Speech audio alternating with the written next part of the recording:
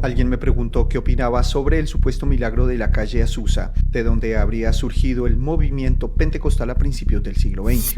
Para mí lo de Azusa no fue un milagro, sino un escenario de intenso fervor socio-religioso marcado por una avalancha de inconsistencias doctrinales y prácticas que para mí francamente son ridículas, como por ejemplo predicar con una caja en la cabeza, tener personas en las reuniones ladrando, maullando o rugiendo como animales y un desorden caótico interpretado como señal de espiritualidad. En Azusa, cuanto más caótica era la reunión, más espiritual se le consideraba. Grandes figuras evangélicas de la época criticaron a Azusa con dureza. Campbell Morgan, predicador británico y pastor de Westminster Chapel, dijo de Azusa que era la obra más peligrosa del cristianismo moderno. Torrey, evangelista y colaborador de Moody, rechazó el pentecostalismo naciente por considerarlo no bíblico, emocionalmente inducido y doctrinalmente peligroso. Torrey negó además que las lenguas modernas, nunca vistas hasta ese momento, tuvieran relación alguna con las lenguas de Hechos 2. Ironside, maestro bíblico, quien observó reuniones pentecostales tempranas,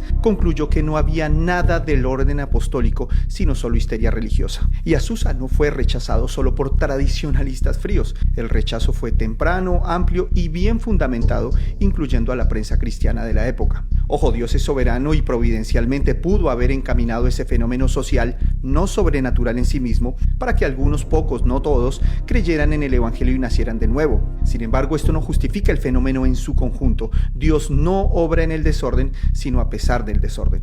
Además, los relatos fantásticos de los milagros en Azusa no dejaron registros periodísticos seculares. Esto es algo muy llamativo, al considerar que semejantes acontecimientos habrían despertado un enorme interés público. Sin embargo, lo que existe son mayormente testimonios internos de personas con una clara mentalidad de rebaño. Si quieren fuentes y un relato más preciso, les recomiendo uno de los libros más populares de John MacArthur, titulado Fuego extraño, donde estos hechos son descritos con toda claridad histórica y rigor teológico. Bueno, ¿qué se puede esperar de un presbiteriano fanático de una doctrina que nunca ha dado frutos a partir de la historia?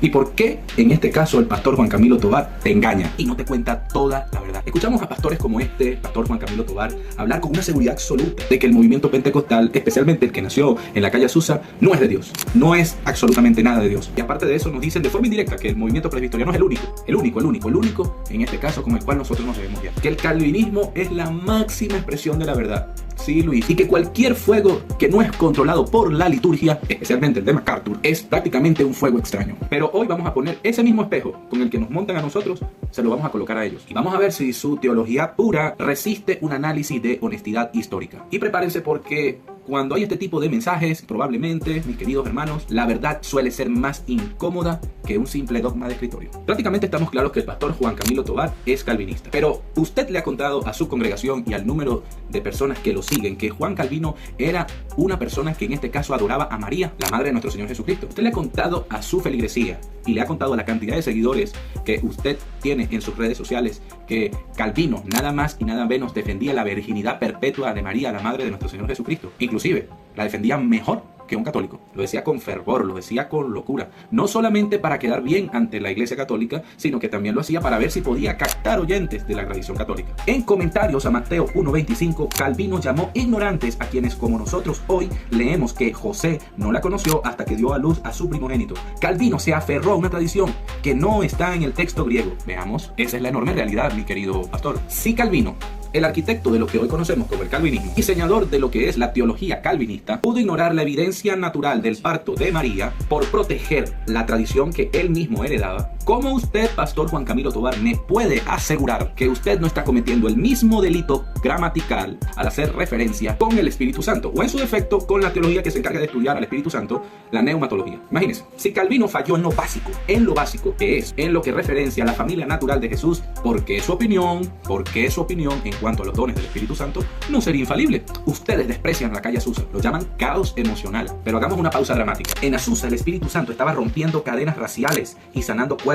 MacArthur y sus seguidores lo llaman fuego extraño, pero la Biblia dice que por sus frutos los conoceréis. ¿Es fuego extraño un movimiento que llevó el evangelio a los rincones del mundo donde la teología presbiteriana nunca quiso ensuciarse las manos? Pero hablemos de Biblia, pastor Tovar. Ustedes aman la exégesis, de eso no cabe duda. Así que miremos Lucas 2, el médico que se encargó de escribir ese registro histórico tan importante importante. Lucas registra la purificación de María según Levítico 12. Si hubo purificación, hubo flujo de sangre, y si hubo flujo de sangre, hubo parto humano, natural y real, que abrió la matriz. Tertuliano lo entendió en el siglo II y los anabaptistas lo entendieron antes de la Reforma. Ustedes usan la lógica para negar los milagros que existen hoy en día, pero la abandonan para proteger a la figura de Calvino y sobre todo lo que él creía sobre la marianología. Dice que el Espíritu Santo ya no actúa de forma milagrosa, pero la Biblia ordena que no apaguemos al Espíritu Santo. ¿A quién le creemos entonces? Dígame usted, ¿a su sistema teológico cerrado o a la misma palabra que ustedes dicen defender? El pastor Juan Camilo Tovar y los seguidores del pastor MacArthur nos quieren hacer creer que criticar su sistema es criticar la Biblia, pero está completamente equivocado ustedes, porque la resistencia contra este calvinismo frío no viene de la ignorancia,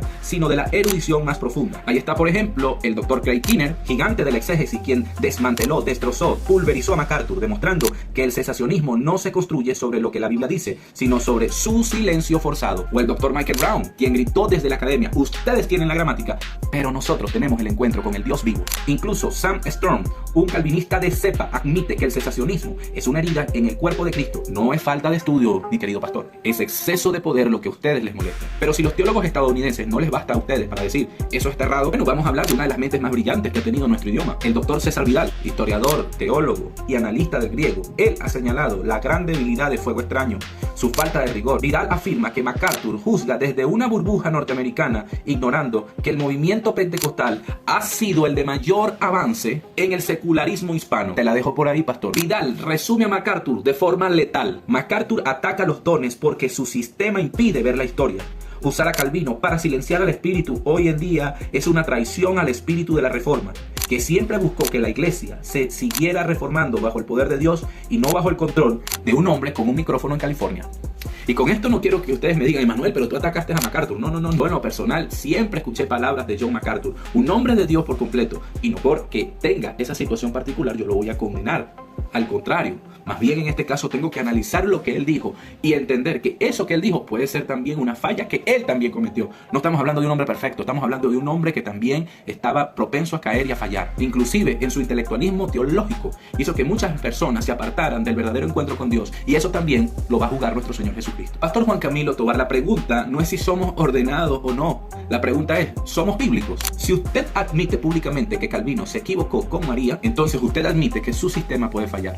Cosa que no va a ser, por supuesto. Con todo respeto le digo, pastor Juan Camilo, la historia es implacable. Mientras ustedes se quedan en una oficina, escribiendo libros, editando contenido para las redes sociales, publicando podcasts para apagar fuegos ajenos, el Espíritu Santo sigue soplando por toda la tierra. No llame bíblico a lo que simplemente es miedo a lo sobrenatural. Voy con un bonus aquí, pastor Tovar. La Reforma no terminó en Ginebra. Sigue donde el Espíritu encuentra un corazón dispuesto. Y le pregunto: ¿está usted en la orilla escribiendo libros o está dispuesto a entrar en el río?